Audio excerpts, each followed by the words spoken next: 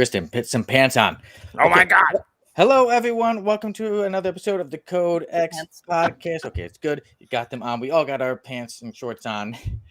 Everybody, welcome to another episode of the CODEX podcast. As usual, I'm your host, Sonny Kruger, and joining me today is my usual co-host, Tim. And today, we announced that Jamie has been fired. No, he's not been fired. Jamie's not doing so well. So we have our alternate stepping in, and that is Kristen. There we go. Wait, Tim, Kristen, the content? Yeah, why not? I'm cool There we with go. that. There Yeah, you that's go. just Hello, content. ladies and gentlemen. Just hello, welcome everyone. Like I said, so now whenever me or Tim or Jamie is unavailable, Kristen is the first person who will be up to step in to take their place for the episode. So that is why Kristen is in today for Jamie. Jamie, get better. I have a lot to talk with you about, especially when it comes to the Flash. We definitely got to talk about that.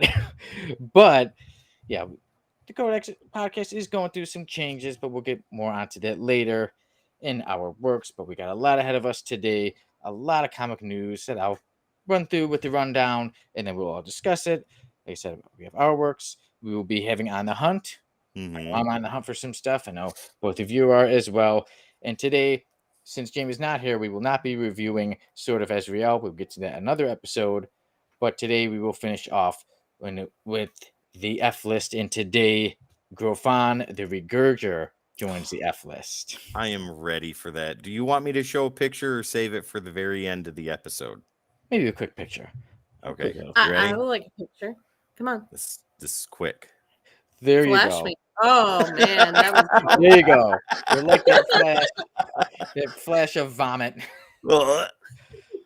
I love it so much. Kristen, we are glad to have you on. And for those who don't know you too well, Kristen has been on the Codex Annual Awards and does many reviews for the Codex podcast, and has been on quite a few episodes of the Dungeons and Dragons show we have going on. But for those of you who aren't too familiar with you, Kristen, tell everybody a little bit about you, how you got into comic books. Give us a little bit of dirt on Tim, all that stuff. Oh, my God. I have so much dirt on Tim. No. Negative. No, Negative thank Ghost Rider. you. The pattern Thank is you so full. much. Shut up. Thank you so much, Sonny. I have been a part of the Codex for many a year, and I do mostly reviews, but my awesome favorite when Sonny was asking, like, oh, how'd you get into comic books? Like, so long ago. Like, Tim knows this. I got into comic books when watching the X-Men animated series. Yeah. And I would run back home to watch that, like when I was, in middle school and things like that. So to me, comic books are so amazing. My mom is a huge comic book fan. Tim, I don't know if you know this. She actually has #1 Green Hornet. Ooh, that's amazing. It's super amazing, and it's so like beat You're up. gonna have to take a picture of that and send it to me. I know, I need to. And to her, Green Hornet is her #1. She's a huge fan of Bruce Lee and all that. Right. So like to her, this is a huge thing. But that's kind of how I got into comic books. We would watch the X-Men, the animated series. We would watch other things, and I was like, oh my God, these are comic books, and that's how I got into it. So pretty much the very first comic books I read, and I say this in my reviews too, were Uncanny X-Men and Ultimate X-Men. So we're talking like the 90s, early 2000s. Yeah. What a way to start it though, like with Uncanny and the 616 proper, and then the Ultimate X-Men with a complete rehash and restart of the entire mutant mythos and all that stuff. That's amazing. And it's super strange because I've been rereading them like, oh, I got into these when I was, 12, 13, 15. I've been rereading them. I'm like, these are super amazing. And what I mean by that is they gave me something that X-Men couldn't do in the like the animated. Yes, thank you. My brain wasn't doing that. Animate. But I was just like, this is how I started. And I love it. I love it. I'm actually rereading them right now. That's awesome. That is. It is. Me too. I've been going through quite a few of the old X-Men, well, the X titles myself. Yeah. So that is good. And now, so we got to that. We had a good fun pre-show earlier today. Yeah, we were all chatting a bit, getting all ready for this show. And now, I'm glad that Kristen, you were able to introduce yourself, let everybody know a little bit about you. You and I, we both have certain X-Men in common. We both love X-Men. And thank you, because I know that Jamie does not love the X-Men, and I was like, I he love needs the to X-Men. stop saying that. He needs to stop saying that. And no, when I was 16, I worked at a movie theater, and the very first X-Men movie came out. And I think, like, when I told people, like, I watched that 14 times in the theater. Wow. Not just because I got it for free, but just because, like, we loved it. I was working a movie theater when X2 came out. I loved that. I thought that was awesome. Not to brag, but I was still too young to work at that time. Oh, well, in the U.S., no. in the U.S., I was too young. Maybe some other countries would say you're old enough to work. Yeah, well, I will say this: I was 16, and I probably should not have been a manager or a projectionist. By the way, wow, age 16. Like, oh, we're gonna teach you how to do projectionist. I'm like, is that legal? It was not, by the way. Imagine that somebody's saying, "Here, I want to speak to the manager. I want to speak to the manager right now." And then no, I got that a lot. 16, and it's like, this is not the manager. I'm sure. Sonny, I got that so much where they're like, I need to talk to the manager. I'm like, well, I am. They're like, no, the real manager. I'm like, seriously, I'm the real manager. I'm like, I get what you're talking about. I'm like, but turn around and be like, how can I help you? Yeah, I make $6.50 an hour, so yeah, kids, if you're watching, try and live on $6.50 an hour. Get off my lawn. Yeah, you would. What a good fun start to the show, guys. As I was saying in the pre-show, we got a lot of news. Shall I get us started with the rundown? All right, sounds good. I'm excited. Hit it, Tim. You got it.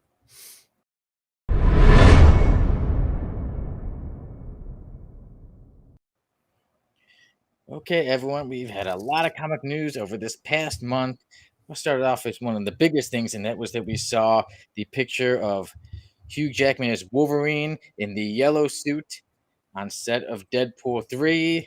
So many of us are very excited about that, but obviously there has been a strike. We know before we mentioned that the writers have been on strike in Hollywood, and now it's like after actors are on strike. So it's pretty safe to say that most movies are delayed. And anybody, really quick, if you want to know more about what's going on with that strike, the big deal that was set was that the big studios were saying, here's what we can do to save some money. We could have everyone who works as an extra, like myself, have them work one day, scan them, and then we could use them for the rest of their life, and we don't have to pay them any more money. I think the terminology that was actually used was for all eternity. Yeah, for all eternity. Yes, like some ridiculous phrasing. So basically, I could work one day, get paid one day, and they could use me. There's an episode of the show Black Mirror. It's called Joan is Awful, and I did make sure to watch it. It's been compared to it, and it really is like what they tried to say. Yeah. So now I'm gonna have to check that out. Black Mirror good? Like that's one of my things to watch, and I haven't watched it yet. There's so many. Every episode's different. So some I really like, some not so good. Everyone's different. Yeah. So yeah. Some 9 out of 10. Is that a 10 out of 10? And some I'm like, that's a 2 or a 3. So going back to the Kristen introduction, Wes says X-Men on Saturday mornings, the best. 100% agree, Wes. Same. Oh, yeah, totally. Awesome memories. Some of the best memories I have as a kid. And okay, now we move on to some sad news, and that is that the actor Julian Sands, a few months ago, we did mention that he was missing, and we said we would update you guys when we found out, and it has been confirmed that Julian Sands' remains have been found. He has passed away. Julian Sands was born January 4th, 1958, and he passed away in January of 2023 this year, but they're not sure exactly what the date was, so he did pass away near the age of 65. Yeah. And Kristen, I know you have a story. I will make sure to get that to totally you. have Julian Sands story. So I love Julian Sands. So I'm a horror movie person. So arachnophobia, all that good stuff. My very first horror convention that I went because, and Tim's gonna laugh, I went because of Ted Raimi. Of course. Ted Raimi is my number one crush. He was Josh the Mighty on Xena, the Warrior Princess, and he is the younger brother of Sam Raimi. He was babysat by Bruce Campbell, all that good stuff. So when I knew he was going to be at a convention, I had to go. But I didn't have a lot of money. So I would walk around, and a lot of my friends also do like they sell their stuff and everything like that. But I would walk around, and here's my Julian Sands story. I was staring at Meg Foster. For those that don't know Meg Foster was Evil Lynn in the Masters of the Universe from the 80s, and she's so beautiful. And I didn't have enough money. I was just like, oh, yeah. Walked smack into Julian Sands.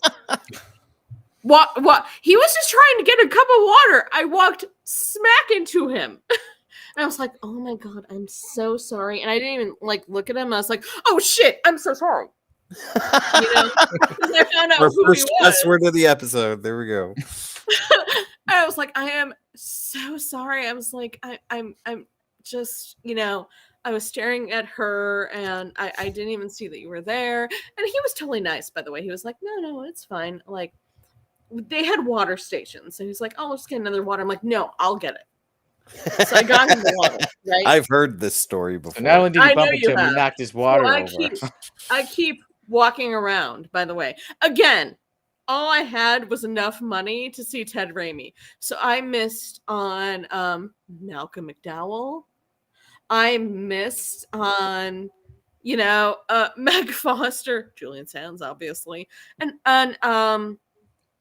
they had a Scream reunion, so I missed Matthew Lillard, I missed Skelwick, I missed Nev Campbell, things like that. I just went for my number one crush, and I walked into him and spilled his water twice. Again. I did twice. I wasn't even staring at Meg Foster this time. I was just like, I'm alone, blah blah blah. Smack into him.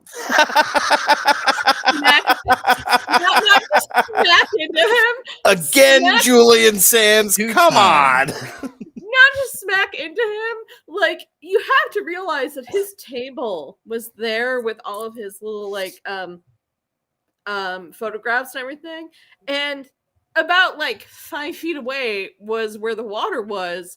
And his handler's laughing her ass off at me because I'm just God. I did it again. I'm like, I am so sorry again. I said, I still don't have money, by the way, to come to your team.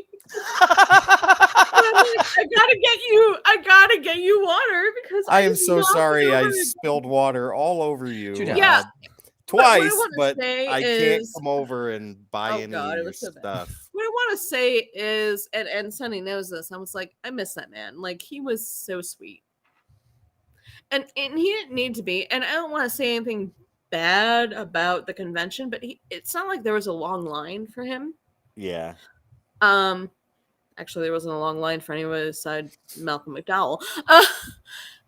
But just sitting there and going I am so sorry I knocked your water off, yada yada yada.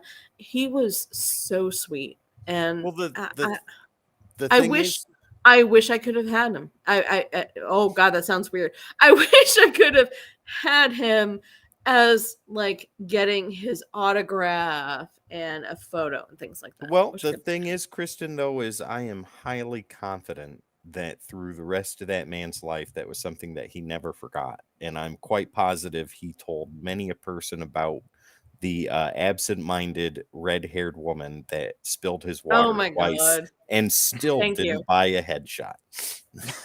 Yeah, no. All I could think of is like I'm such a beast because I didn't buy anything, but I did knock his water over like twice. Two times. You again? Come on! I actually was waiting for that ruse. Like, really. Wow. But no, he was super sweet. It was I actually just like talked to him for a while too. Wow. So when I was telling Sonny, I'm like, I miss that man for that reason. Like, not everybody that goes to conventions and not every celebrity that goes to conventions is nice to everybody. So just seeing him where he just had a little table and everything, I'm like, you're awesome. You're awesome. Yeah, some people just really appreciate their fans. Other people have nothing but contempt for their fans, and it's the ones like Julian Sands, and this is the last thing I'll say on it. It's the ones like Julian Sands and others like him that make going to conventions so worthwhile. And with his loss, that is a very large void in such wonderful entertainers that people will never get to interact with anymore. And that's and for my very first convention, it was amazing. Yeah, it was amazing. It made such a great impression on me. I know I couldn't afford many things, but just seeing them and seeing how they interacted with fans was so amazing. Yeah, and it being your first time, if he was like angry at you or yelled at you or something, you might have been like, you know what, I don't think I want to go back to those. And look at that, he was nice. Exactly. Yeah. So exactly, and I made an ass of myself for like 3, 4, or 5 times, but it was really cool. For those that don't really know Julian Sands, not only was he an amazing actor, but you sit there and you go, Arachnophobia, amazing. Wishmaster, amazing. And if you are a comic book fan, he was in Gotham, the TV series Gotham, and he was Scarecrow. That's right. Yeah. So we're really talking about somebody that was well known for comic book characters and superheroes, and just so sad, really. Yeah. So a good man, very good actor. Good man. Make Julian Sands rest in peace. May his family be at peace now. Unfortunately, it's not the news we want to get, but at least now, hopefully, they can be at peace knowing what happened to him and not just constantly wondering. So make Julian Sands rest in peace.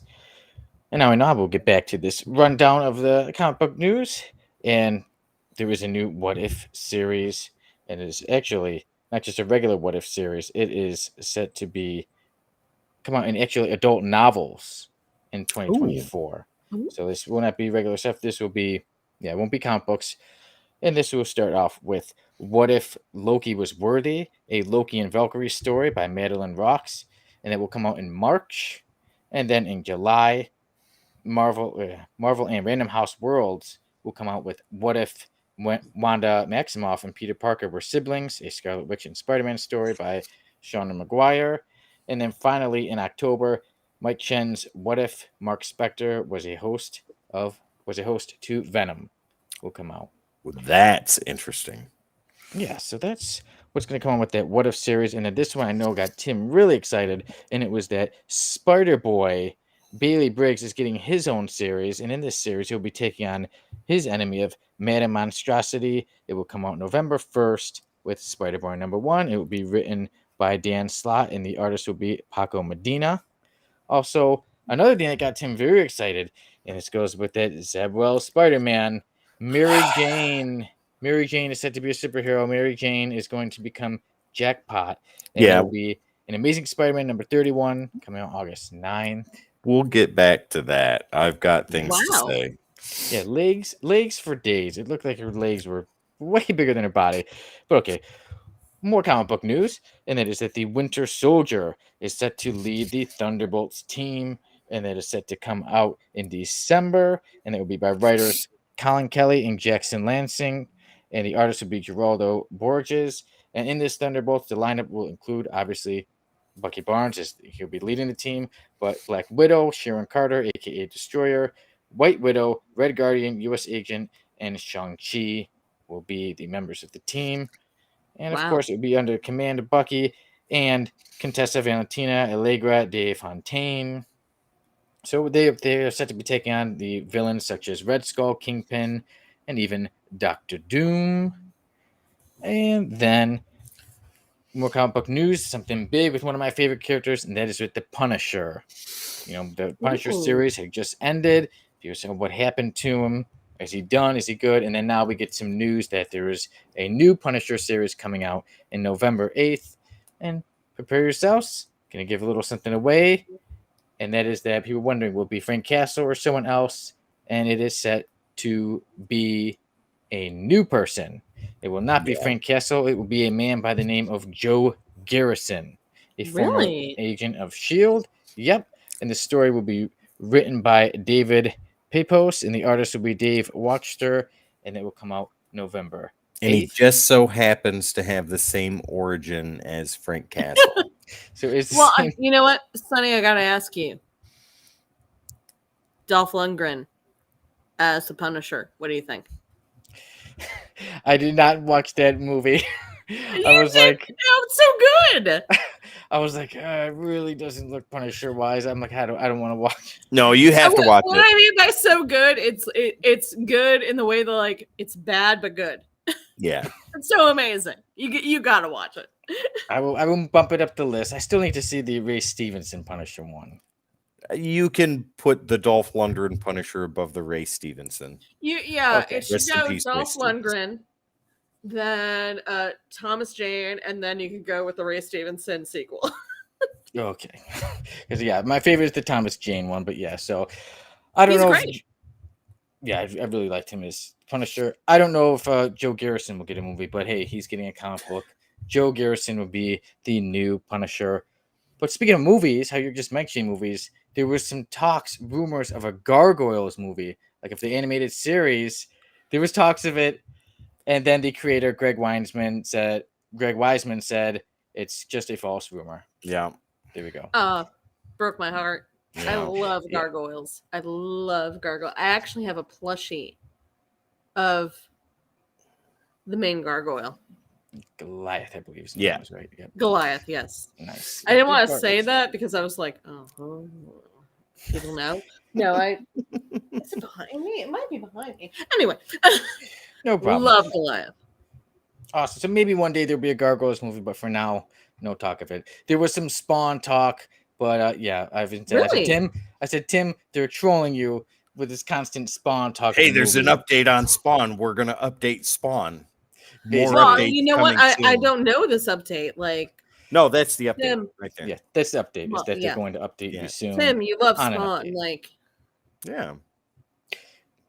The update is that they were updating us on the status of the updates, and the updated status was that it was updated, and they will update us in the future with more updates. Okay, that's fair. Yes, but actually, I have some real updates about a new Spawn lineup coming up from Todd McFarlane. That he has mentioned that Gunslinger Spawn will be receiving new series written by Jimmy Palmiotti, and it will have Gunslinger Spawn in the Civil War. But there are many other Spawn titles coming out that are set to come out. It just says coming soon. But Sam and Twitch will get a series. Misery will get a series. There'll be a series of Spawn called No Home Here. Also, Spawn Kills Everyone, which we review on the Codex podcast, will be getting a sequel series called Spawn Kills Every Spawn. And then there'll be another series called Knights versus Samurai. Ooh. But that's not all the news we got. After 30 years of being away from Marvel, Greg Capullo is set to return.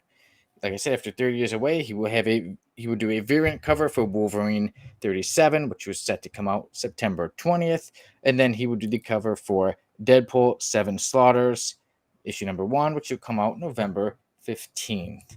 Nice. And then was some X-Men news.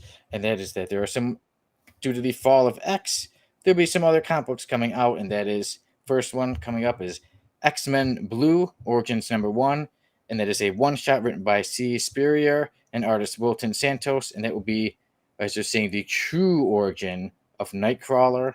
So we'll see what goes on with that. Like I said, True origin of yeah. Nightcrawler? So I'm preparing for some things to maybe be changed. But in December, X-Men's #29 in December, we'll be introduced to a new X-Men team, and this is Doctor Doom's X-Men team of mutants in Latveria. What? Yes. What? Doctor Doom will have a team who is not a mutant, has no mutant ability. Who is not a mutant, right? Yeah. Thank and you, these Tim. mutants will follow him. They will follow Doctor Doom's lead to see if they will become the next top mutant team. I'm already like, yeah. So, but you know what, Kristen? This last bit of news, I think got you really excited, and that was that there was a new trailer came out, and that was the Marvels trailer. You know, Marvels when he says excited, I went, I hate this. Thanks. So there we go. Yeah, the Marvels trailer. We got to talk about how great it looked, how great Brie Larson's hair looked. I'm glad she has her long hair again, a little bit like I got her right here. She's looking right at me. Tim, stop. No, I do. Here, I'm going to take a picture and no, send it to you. So there we go. Okay, what do you think about the trailer? That takes us through the run through. So now we can talk about whatever we feel like. Tim is like, I'm ready to see Kristen. It's on its way, honey. Take a peek. Let me know what you think. No, I already watched it. Not a fan. Not a fan. I'm not a fan of Captain Marvel in general. This is not a slight on the Marvel Cinematic Universe, although I did fall asleep during the movie. The first one? Yeah. Captain Marvel, yeah. I think that when you have a main character that's female, you have something that could be amazing, right? You know, when we talk about comics and things like that, there's not a lot of females that go with the comics. When you do Captain Marvel, you have to do it in a way that makes her amazing, but not like, oh, well, I'm just a girl and this is what I have. It's my problem with Jean Grey as well in X-Men. Like, I call it a Mary Sue. Now, for those that don't know Mary Sue, it's a character that's a female that is, everybody loves her and she's super powerful and yada, yada, yada. That's the problem we have with Captain Marvel. And that's the problem we have with this trailer as well. Like, give me a character. There we go. Oh my God, stop. Give me a character. Kristen getting covered by Captain Marvel. No. Yeah, I am. Give me a character where I can have a conversation about her and see her mutation, see everything that's so great, but then don't make her all powerful. Does that make sense? A little more down. You mean like a little more down to earth? Not almost perfect. Like give me something that I can relate to. That isn't, oh my God, she's so powerful because of XYZ. And we're gonna make a bunch of movies because of XYZ. I'm like, you could do so much more. So basically, and that's not Brie could be Larson. A scene where Captain Marvel walks in and she forgot her pants. Yeah, exactly. There you go. No pants. No, and Brie Larson's an amazing actor. Okay, Tim, stop. Brie Larson's an amazing actress for Captain Marvel, but I'm like, you did her a disservice. Tim, what do you think about the trailer? And I hate the trailer where we put so many female characters in one that we can't focus on somebody that's going to be amazing. Because they I disagree with that. So the first Captain Marvel was not super awesome and amazing, but it wasn't bad either. And No, it sucks. the trailer for well, I don't think so. I think it was mid-tier Marvel, but mid-tier Marvel is still good Marvel. With the new trailer, The Marvels, I think it looks amazing. It looks wonderful. I only watched a handful of episodes of Ms. Marvel, Kamala Khan. I'm not a big fan of her as a character. But the actress that plays her puts a lot of life and a lot of heart into her. Brie Larson is amazing. I think she was wonderful in Scott Pilgrim. She was great in Kong Skull Island, and she was awesome as Captain Marvel, though a little wooden. And with this new movie that's coming out, it seems like she has allowed her personality to come through. And I think that that's really cool. The action looks great. Spectrum's in it, even from WandaVision. I am excited about that. Nick Fury too. Yeah, I'm sorry. Did you just say Scott Pilgrim? Because she was in Scott Pilgrim. I know she was. she wasn't a main character of Scott, but she was still good in it. She was amazing. No, she wasn't. Yeah, she was. She was awesome. There was few minutes she was in. Come on. Yeah. Look, I get you guys. She's hot, and you're into that. She still was good as an actress in Scott Pilgrim. No, she wasn't. No, she wasn't. Well, tomato, potato. There you go. But yeah, it looks good. I'm not disappointed in the trailer. I think the trailer looks fun. It looks action packed. It looks like it's going to be a good Marvel movie. I don't think it will be. Yeah, and everybody that's watching this, you can call me out, but I don't think it will be a good Marvel movie. Okay, well, when it comes out, you go to the theater. We'll go. They're trying too hard. I disagree. Well, I like having you on as the alternate, Kristen. You know, I knew this was going to be a good conversation. Well, I'm just like, screw this. This sucks. Yeah, I think it's going to be good. Do I think it'll be top tier Marvel? No, not at all. Do I think it'll be mid tier Marvel? It won't even be halfway to that. We'll find out. You know what? Enjoy your dreams of Brie Larson because she's hot. It's gonna suck. Her hotness has no weight on her ability to act, and she has no ability to act. Sorry. So, Mary Jane's going to be jackpot. Let's talk about that for a little while. Okay, yeah. So she can act. Okay, so what were we moving on to? Mary Jane, jackpot, who she's basically just legs. Tim, I know you wanted to comment on that. Briefly, right? So, if you've watched past episodes of the podcast or any other shows that I'm on here on Codex, or even the review I did for Amazing Spider-Man 21 through 26. I am not happy with that at all. I'm not happy with what they're doing to Mary Jane. I think it is a huge disservice to the character. If people want to talk about empowering female characters, Mary Jane without powers is one of them. Giving her powers just throws her in the bottom of the barrel of a bunch of female characters and male characters that already have powers, and her powers are based off of a spinning wheel from a slot machine, and it gives her random abilities, which is cool, but sometimes it works, sometimes it doesn't. So her effectiveness as a superhero is already in the toilet, and the destruction of her and Peter's relationship is all but finished now. They're ruining the character. They're taking an amazing, wonderful, supporting character that does what she was designed to do, which is be a powerful woman that does not sit around and do anything. She is not a damsel in distress, and she deals with the post-traumatic stress and trauma and anxiety and discomfort that comes with being a girlfriend, then a wife of a major superhero, right? And she did it all with full support of Peter Parker. And when her and Peter didn't get along, they worked it out.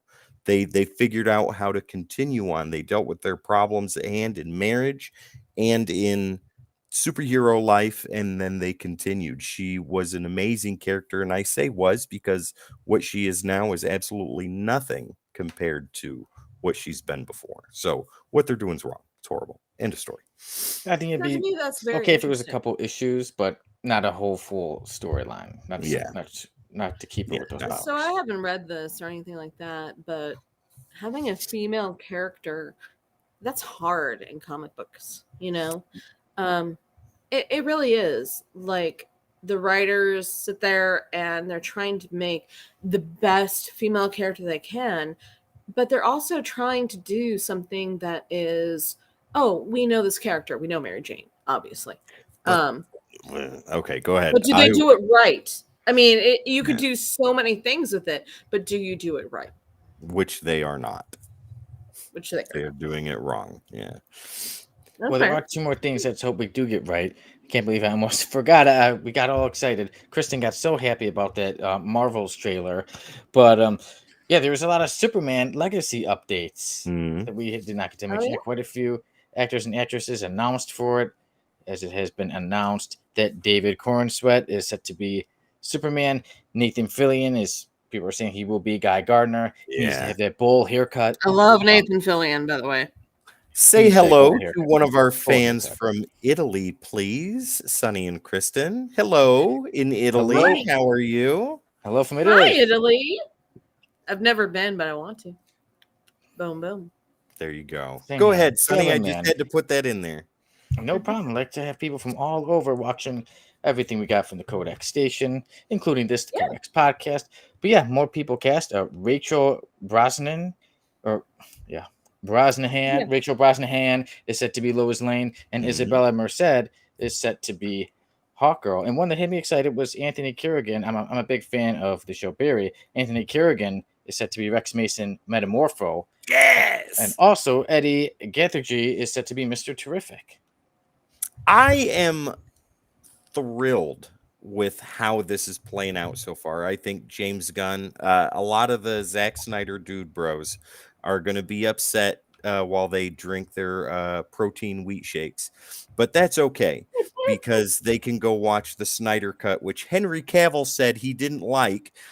He liked the Joss Whedon version of Justice League more than Zack Snyder's. So there's one match already lit on the fire for you guys. And that's a hot man. Yeah. What's the topic, comics? We are talking about the casting of the new Superman Legacy movie that is written and going to be directed by James you know what? Gunn. I actually have to bring it up. Like, but yeah, I saw some of it. Yeah, but I think he's doing a wonderful job. The casting is perfect. Superman and Lois, I think the casting is wonderful there. He got some great actors. Bringing in Nathan Fillion, we all love him from Firefly and his wonderful performance in Guardians of the Galaxy 3, and so much more. It's amazing. It's rounding out. Metamorpho and Hawkgirl were my two favorites so far. I love Metamorpho. He's a hero that doesn't get enough love, and when he was in The Outsiders with Nightwing and Arsenal, dude, that series was amazing. Highly recommend anybody go check that out. And I hope that type of energy is put into the character of Metamorpho.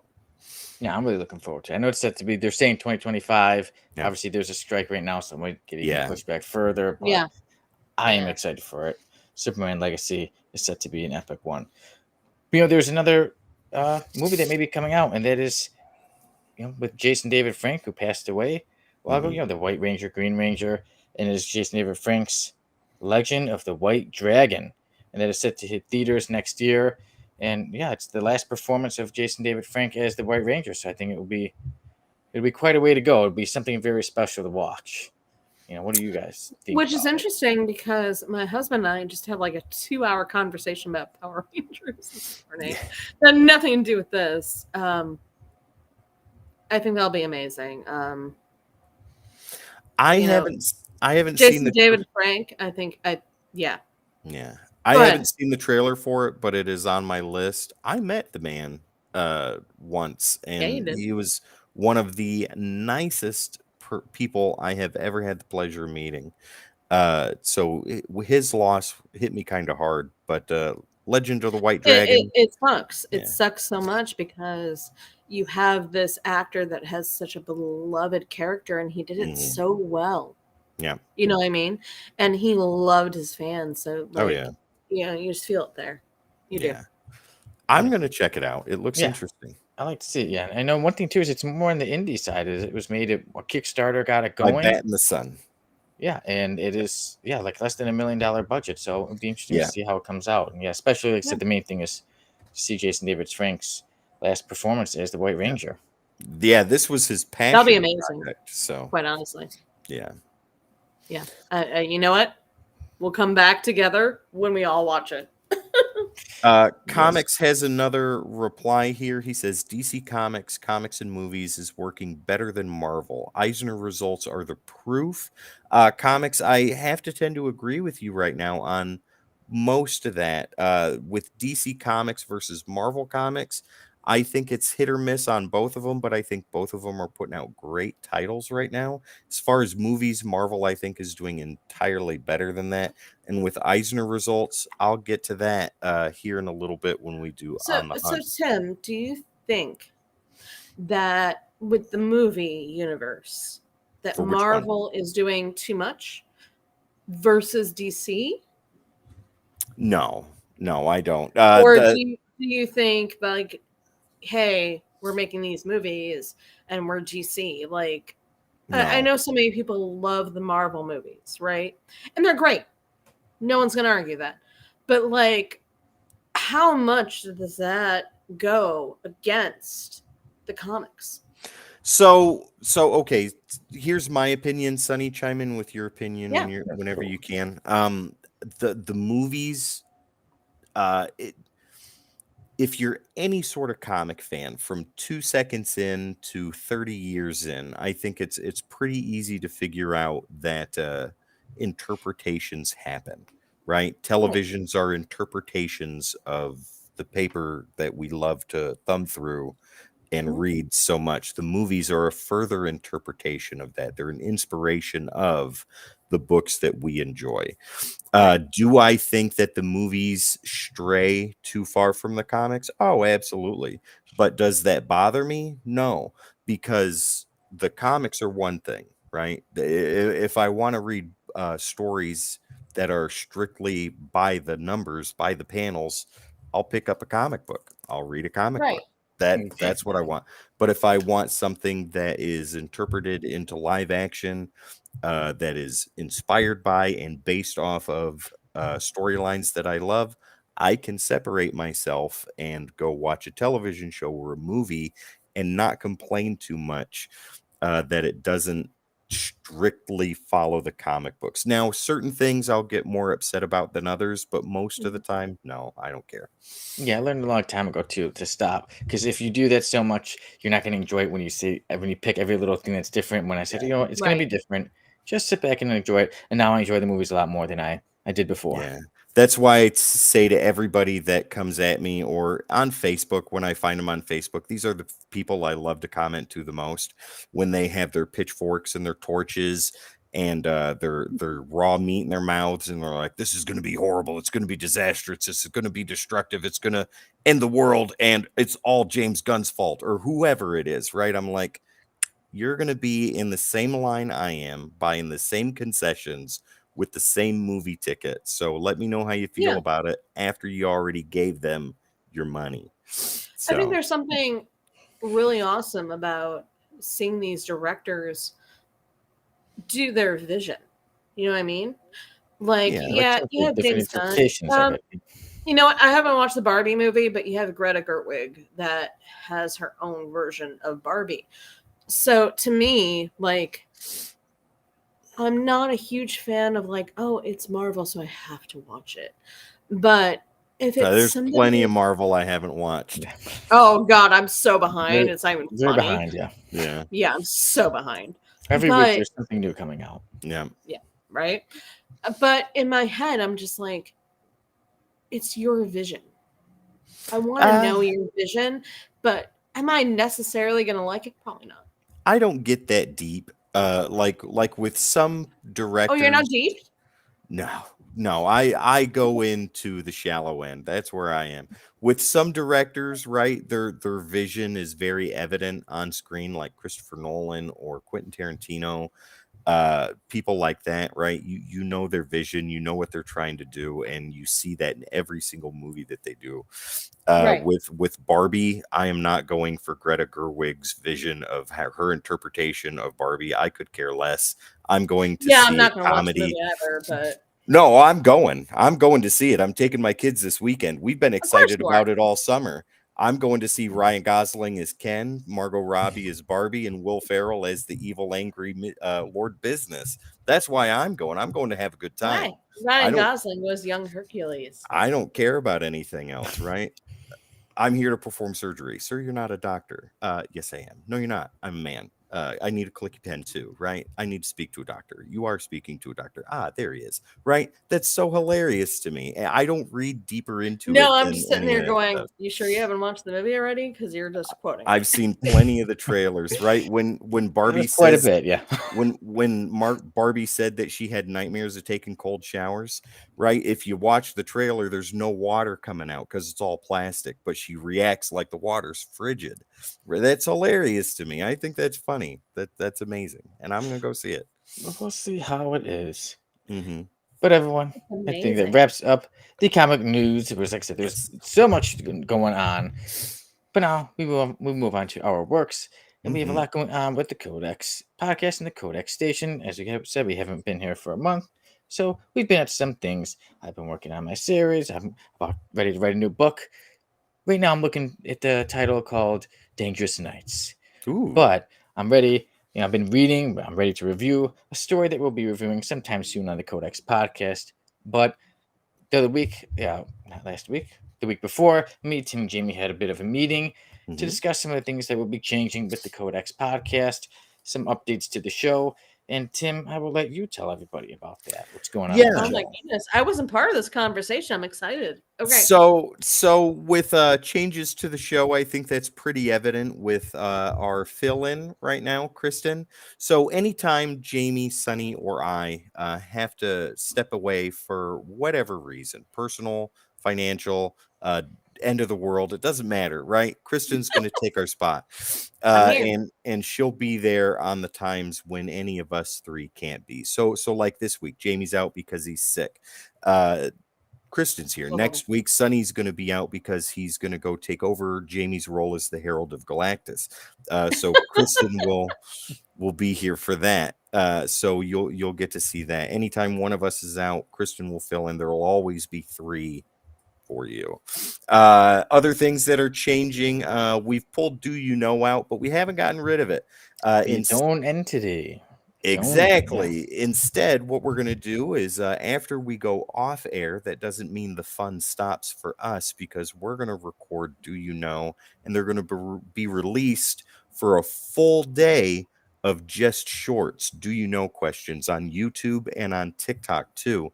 So wherever you follow us there to get your 30-second fix for 2 hours, you can watch our Do You Knows, and you can test your comic book knowledge against the likes of me, who loses a lot, Jamie, who wins sometimes, and Sonny, who wins all the time.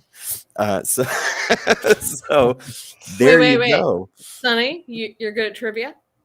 Oh, He's that is so right. good. He has not lost a Do You Know since its inception. I mean, I'm a trivia person. So. One of these days, we will have to go head to head in Do You Know? And there's one other thing, Tim, Yeah. a new segment, the preview segment. Yeah, exactly. Previews. Thank you, Sonny. Previews. What we're going to do is we want to kind of get back to our roots for the podcast, or moreover, Jamie and Sonny's roots, what they did before they invited me to come in, and that was talking some comics.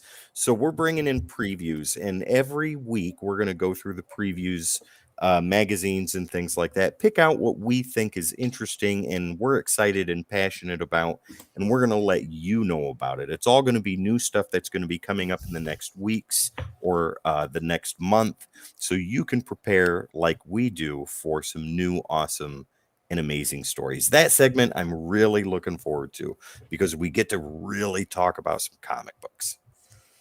Tim, I think there's an interesting comment there. What do you think about that? Oh, let me go take a peek. Yeah, I was gonna say, like, it just popped up for me, so I'm reading Looking it. Glass Gaming. Let's see here. So it says, Restore the Snyderverse and retcon Doomsday Clock and release the Schumacher cut of Batman and release the Ayer cut of Suicide Squad. We must work together to make DC great again.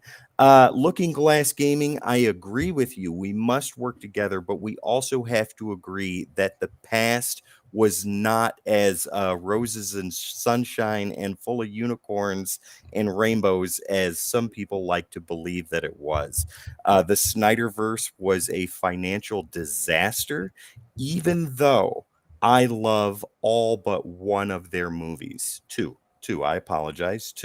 All but two of their movies, Birds of Prey and Wonder Woman 84. We can agree that those were not good movies, and the rest of them were good movies, but financially they were not successes like DC wanted them to be, and they were not coherent because you had a bunch of directors and a bunch of writers that did not want to do a shared universe, let alone with Zack Snyder, who I have no problem with, by the way, because Sucker Punch is amazing. His version of Watchmen is one of my favorite movies.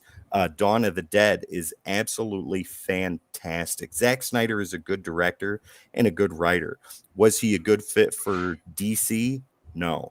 And this severe obsession with trying to get him to come back and keeping the actors and things like that really needs to stop. Henry Cavill was a great Superman. Was he as good as Christopher Reeve? Probably. Is he the Superman of modern times? Most definitely. Gal Gadot, is she the modern Wonder Woman? Absolutely. Is Ben Affleck the modern Batman? 100%. But is No. it time to have a DC cohesive cinematic universe? Yes. Is it time to have somebody behind the DC cinematic universe that actually reads the comic books and wants to use them as the foundation for what he is creating? 1,000,000% yes. And who better to do that than somebody that had major success in an already established cinematic universe with Marvel? You've got James Gunn in there. You've got a great person behind the wheel, and all this hatred and things like that is absolutely ridiculous. That's all I got to say about that. Well, I have to ask you, Tim, what do you think about? Oh no, I'm done talking. No, that's fine. That's fine. James Gunn hates the DC. Looking Glass, I highly disagree with that, and this will be the last for this don't. bit of conversation because we got a show to do. James Gunn does not hate the DC universe. He actually loves the DC universe. The man has read the comic books. Whoever told you he hates the DC universe, why don't you ask him that on Twitter or Threads or Facebook or Instagram? Ask him what he says. But you're not going to believe him anyways because you already have a predetermined disposition. I'm sorry. Threads. Look at you, man. Oh, I got my nose to the ground, so don't worry about that. I was. Well, I don't think James Gunn will be answering any messages. Yeah. No, he does. What do you guys think of the Suicide Squad? I love Suicide. I did like that. I did say the yeah. Movie. James Gunn's The Suicide Squad I thought was great. Actually, me and Jamie back then we reviewed it, so we enjoyed it. And now we are, I know some people on the hunt, they'd like to find somebody else, but I do think James Gunn was the perfect guy to take over DC. But now we do move on to our segment of On the Hunt. So on the hunt, we talk about some of the stuff we've been looking for. Yes. And Tim, would you like to get us started, or would you like me or you? Who would you like? No, Sonny, you go right ahead, man. I have taken the bullhorn way too much today, and I would love to hear and see what you have. Okay, so I've been after Cage, the 92 series. So I got a while ago. I got Cage issues 1, Very nice. 2, Ooh, 3, and then issue number 4. Issue number 4 is one of the first comic books that I ever got when I was a little kid, and that's like the other version I got of it. But I did have a copy of it before too, and still kept in good shape. And I still love that issue. It's one of my favorites. It's one of the first comic books I ever had. Nice. But I also got Cage 5. That's from the Evil and the Cure. Oh, very nice. Part 1 of 4. This is 90s Cage. Oh, by yeah. The way. Wow. 2. I like this cover. This is from Cage number 7. There we go. Cage fan Power Man. Yeah, I like that cover a lot. Is that Scarlet Witch and Wonder Man in the background? Yes, that was. Very nice. Yeah. And I Yellow was such a 90s thing, by the way. Yeah. Oh, yeah. 2 copies of, there we go, issue number 8. Wow. But I also got issues 9 fighting the Rhino. That looks cool. Yeah. 10 fighting the Hulk. Another coolness. 11, there is still fighting hardcore. His Did enemy. you just get the whole series? So I got issues 1 through 8 a while ago, and then now I got issues 9 through 14. Wow. So there's 12, 13. Is that Green Arrow? That was Green Iron Arrow. Fist. Iron Fist. Iron Fist, thank you. Kristen, you know Green Arrow can't be there. It's a No, crossover. yeah, I was looking at it Cross- so fast. I was like, I think I'm wrong, but was that Green Arrow? So that was Iron Fist, and then here's issue Iron 14. Got it. Wow. So with Cage, I've been collecting. I have issues 1 through 14. I only have 15 through 20 left, and then I will have completed my On the Hunt for Cage, the 92 series. Don't forget the annuals. The annuals are part of it. You're all right, Tim. I gotta look for those annuals because I don't even. Do you know? Did they? I don't know if they even made annuals. There should be 1 or 2 for that. Because I was to see what the run. years was. Yeah. Yeah. So then, Yeah. I gotta be on the hunt for that as well. Yeah. Tim, what about you? What have you been on the hunt for? All right. So, ladies and gentlemen, I've got a couple books here. I don't have as many as Sonny, but I have about 5. And these are books that I've been keeping an eye out for, and I would love to show them to you. So, first up is Wolverine number 24. I'm working on the second volume, the first ongoing. And this is beautiful Jim Lee artwork. This is iconic. This is classic. This is Wolverine in Japan. Okay. Take a peek. Awesome. Yeah, I was an epic collection. So I've been not too long ago. I read over. Yeah, I've been reading that series. Yeah, it looks great. Is it weird? It reminds me of Beast. Well, I get that with all the blue being the shadows and not things just like that, but the stance. The stance and all that stuff. Yeah, I get that too. Plus, he's shirtless, so it's Wolverine as Beast. He's cosplaying. He's shirtless. Next, we have Avengers number 502. This is from volume 3, I believe, of the Avengers. This is during the Disassembled storyline. And this is an issue where one of these Avengers will die. And if you've read it, you know who it is. If you haven't read it, I'll give you guys a chance to read it. This is Brian Michael Bendis tearing the Avengers down, breaking them piece. Who's in the center there? I'm blind. That is Hawkeye. It is. So you've got Scarlet Witch, Hawkeye. Next to him is it looks like Yellow Jacket, and then next to him is the Wasp. Yeah, cool cover. Not too bad. And then after that, Bendis wrote the New Avengers, which was phenomenal. It was the main Avengers title going on during Secret Invasion 2. And this is, let me get this tape off of here. This is, and if you saw that, you know what it is. New Avengers issue number 7. This is the first appearance of the Illuminati. Oh. Nice. Can you, cover. I never seen that cover before. Put it closer. Yeah. Who's in the mid? That is Spider-Woman. So you've got Spider-Woman. Okay, I wasn't sure. Spider-Woman, Iron Man, Spider-Man, Sentry, Captain America, Wolverine, and Luke Cage. The funny thing is, I got everybody but Spider-Woman. Quite honestly. Or no, that's Ronan. I apologize. That is that Ronan. Yeah, that's Ronan. Yeah. So yeah, there you go. This was going for over $100 when the Illuminati appeared in Doctor Strange in the Multiverse of Madness. I got this for $11. Of course. So guess who still hasn't watched Doctor Strange? You need to watch it. You'll like it. I totally really do. Good. You can watch it and then watch mine and Tim's review of it. I totally do. Like, there's no reason. I'm behind. So the next one I have here is the Punisher War Journal number 19. And anytime I see this, I will grab it, especially for $1, which is what I got it for. This is beautiful Jim Lee artwork. I showed this on After Dark over the weekend.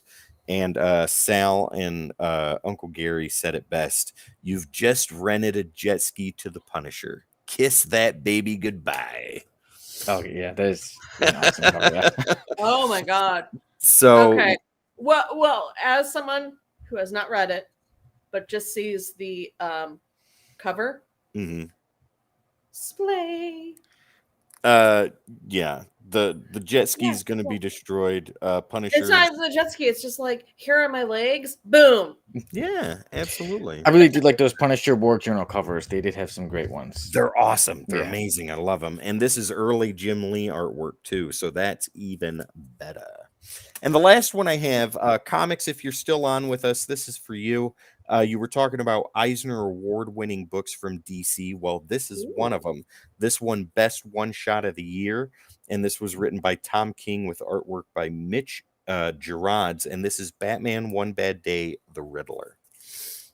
Oh, nice. Oh. So this one, Best One Shot of the Year. I like I that. haven't read it I yet. like the cover. I do. Of this year, right? Yeah, 2023 Eisner Awards. This was the Eisner Award winner. Yeah, for Best One I Shot.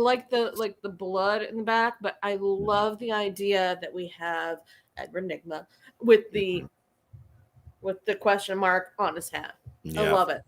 I think it's exciting. I haven't read it. Great. I'm excited to read it. I've heard nothing but great things about it. I've loved every other One Bad Day I've bought, and I have Two-Face over here also that I have yet to read. But it's a great cover. I love it. That's what I'm going to do. So there's my on the hunts for you. Nice. Kristen, is there any comics you were on the hunt for? Anything you were? I don't specifically have looking for? anything to like physically show, but I have a spreadsheet, by the way, guys. So I have just read, and you see my reviews for Labyrinth Coronation.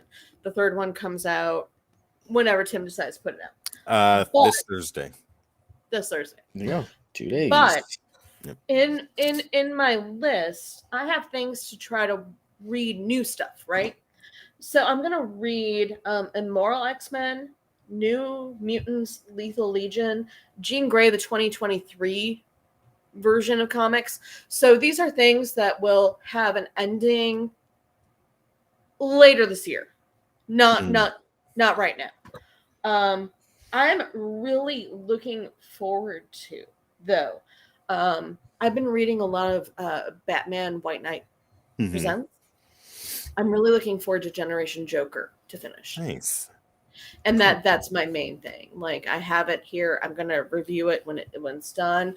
But I love the idea that we have these characters that we know and we love, but we're giving you a little bit of a different side of them. So I will have a review of White Knight Presents Harley Quinn. But just to give you a little preview, one of my favorite things about reading that one shot is seeing Harley Quinn as a mother. Does that make sense?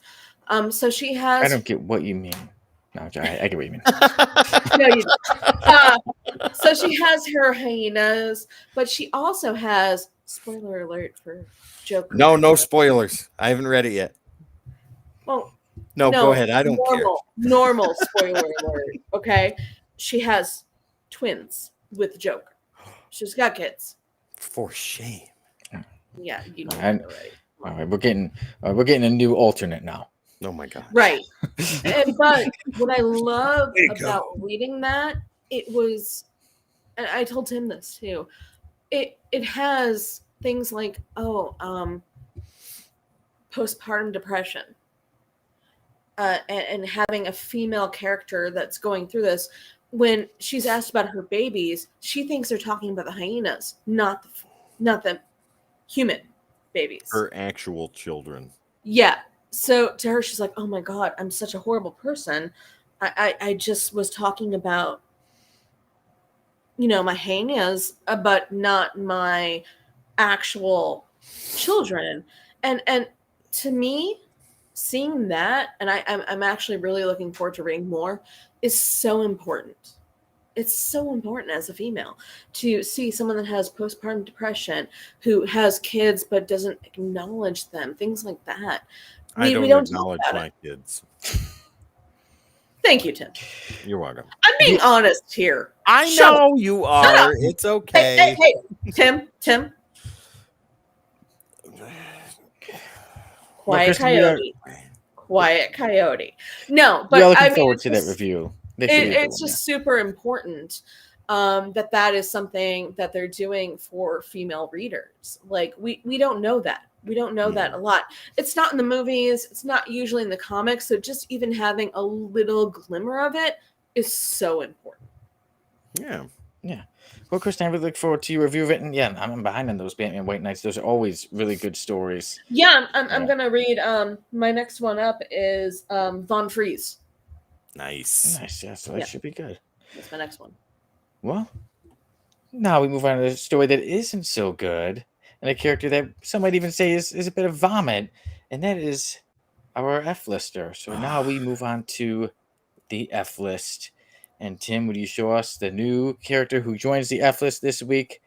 Grofon the Regurger. Oh, here he comes. There he comes, vomiting all over. Yeah. I'm sorry. Are those little butts? I don't know Those- what those Those are. might be Do little those? Gurgers. I'm sorry. Do those not look like little asses? No. I was going to say volleyballs. Oh my god. Maybe this will Sorry. be better. Sorry. They do. There's another one. Here we go. I can even read this one for you. There's Yes. Deadpool approaches Grofon the Regurger, and Deadpool says, I'm going to give you one chance to take your little puke minions and leave Earth. And the Regurger says, never, tiny human. I will regurge your planet and make it suitable to give birth to my spawn. You cannot stop me. Yeah. Hey, I was reading the way it was written with all the E's, and there we go. There's Grofon the Regurger on his huge motorcycle My as he's lord. approaching Earth. Well, This one I like. I like this picture. I'm There sorry. we In my head, I'm just like, oh, someone's compensating. Well, there he is, the Regurger. Any opinions, any thoughts onto the background? Yeah, Of I'd like to Grofon? not see that. Oh, Can we- then Can we rewind the next like the last 20 Kristen, seconds? And I don't even need to it's know this. wonderful that you don't want to see it because I'm going to show it to you again, Of and I'm course going to you give you the origin of Gurgon the Regurgitator, if that's even his name. because Grofon. I know it. I've actually read this. So, Oh, wow. ladies and gentlemen, Grofon the Regurgitator used to be a sentinel that was a herald of Galactus.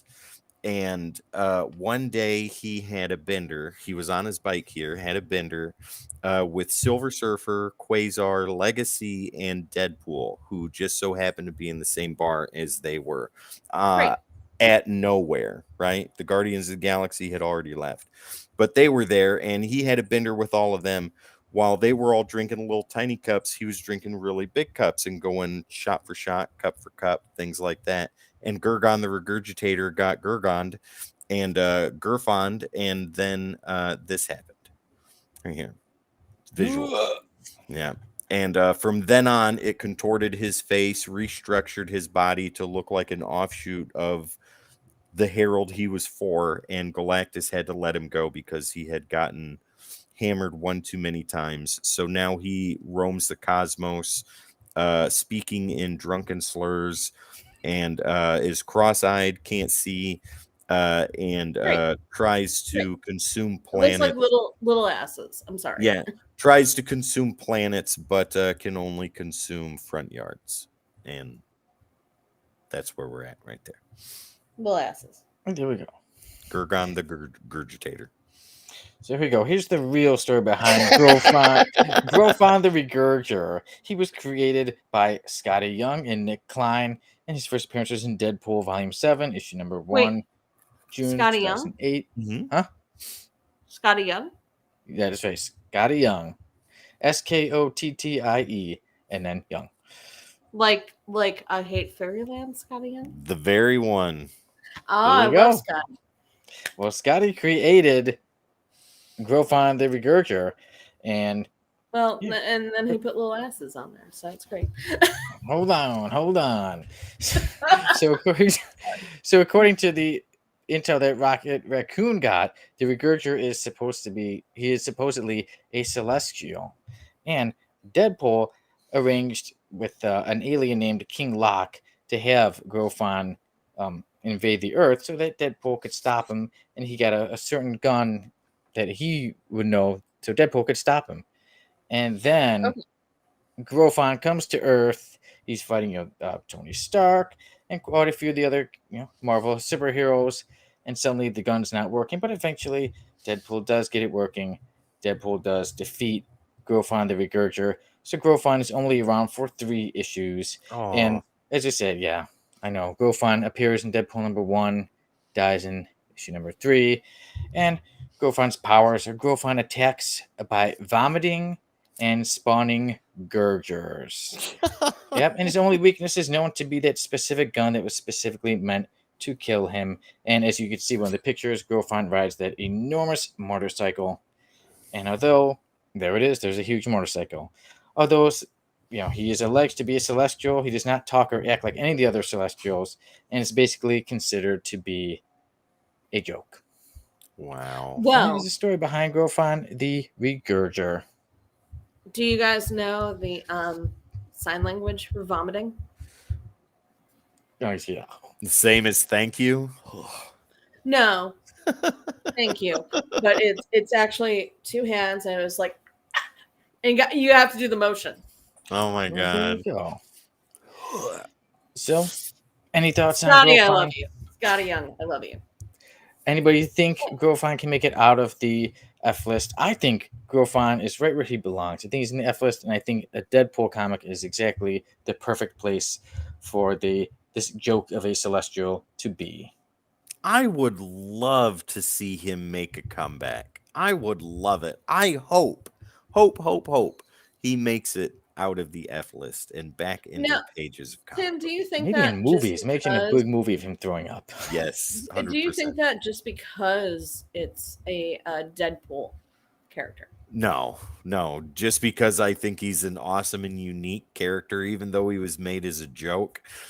Bring him back, put him in a serious book, and see what happens. Throw him up against Wolverine. That'd be amazing.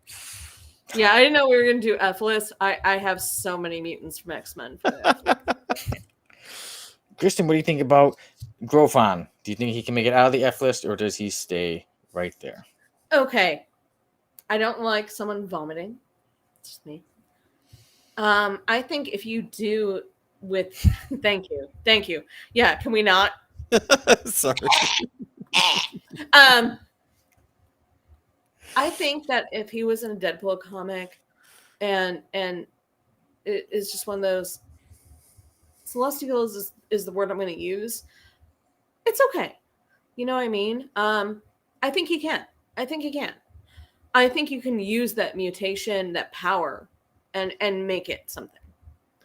I say that as somebody whose favorite book series it's called Xanth, and in Xanth, everybody has a talent, is what they're called, and the talents are either sorcerer, and sorceress level, like wizard level, or they're what they call, hole in the walls, because yeah, the ones sometimes that people, put the dots on places, and that's exactly all they can like do. Yeah. Tim knows what I'm talking about, where someone's talent is literally their talent is to put dots on walls. Yeah. And Grofon says he throws up. Yes. Exactly. Where somebody that is wizard level is like, oh, I can make illusions, yada yada yada. I think that with comic books and characters, we don't give them enough credit for some of the characters. So a spot in the wall talent can actually be a whole entire book. So to me, someone that, although I don't like vomiting, someone that has this talent where they're vomiting could be a whole entire story. Are you justifying? I want to get this straight. Are you justifying regurgitation as an awesome power? No, it's a spot in the wall power. Okay. Spot in the wall power. Yeah. No, it's not great unless you want it to be. Fair enough. I'll take that. I don't think it's great. I think Grofon and all of his vomit. By the way, I think Grofon and all of his vomit stays in the F list. A Deadpool comic is where he belongs. And I say Agreed. that's it. So yeah, there you go. you got to go with me where I'm like, it could be, but if you would just ask me right now, no. There you go. So there you go. Horrible Grofon, the Regurger, the embarrassing Celestial, stays in the F list. And now we can wrap this episode up and say, everybody, thank you for tuning in. It's been a very interesting one, a different one. Next week, I think things will be even different again. Either it may be the three of us, it may be Jamie, Tim, and Kristen. We don't know what will happen, but the Codex podcast is set to be back next week. And I will let the two of you say goodbye. Kristen, go ahead, say your goodbyes, and then I'll finish us off with all the business. Well, thank you so much for tuning in. And as always, of my reviews, I hope to see you in the next issue. There you go. All right, ladies and gentlemen, don't forget, thank you for joining us tonight. Those of you that agreed and those of you that disagreed, we love to have all of you with us. Our conversations are important, and you are most of all the most important to us. Please, if you like, go ahead and find us on all the socials. You can find us at the Codex Station for your favorite social media platforms, and where we're live streaming right now on Kick, on YouTube, Facebook, everywhere. Twitch. Yeah, go ahead, type in at the Codex Station, and that is where you will find us. Ladies and gentlemen, also, don't forget the website is down right now, but when it comes back up, which will be very, very shortly, head over to thecodexstation.com for all your Codex needs. Get some merch, meet the team, and so much more. Once again, thecodexstation.com. We also have a Patreon. All you got to do is head right on over there to patreon.com/the Codex Station for awesome exclusives only to Codex Patreon members for $3 a month or $7 a month, the price of an expensive cup of coffee, if you so please. It not only helps us bring more content like this to you all the time, every time, but you get some awesome interaction with your favorite hosts, monthly Do You Know specific to Patreon, and so much more, ladies and gentlemen. Once again, also, just for you, Jamie, and for you guys as well, the sponsor of tonight's episode, that would be W Energy. Go ahead and head over to w.gg where you can save 10% on your order using keyword code -X at checkout. Once again, ladies and gentlemen, that is w.gg. Use keyword code -X at checkout to save 10%. As always, ladies and gentlemen, my name is Tim. This beautiful guy over here is Sonny. Down below is our guest host, Kristen, the content. We are the Codex Podcast. This is the Codex Station, and we will see you next time.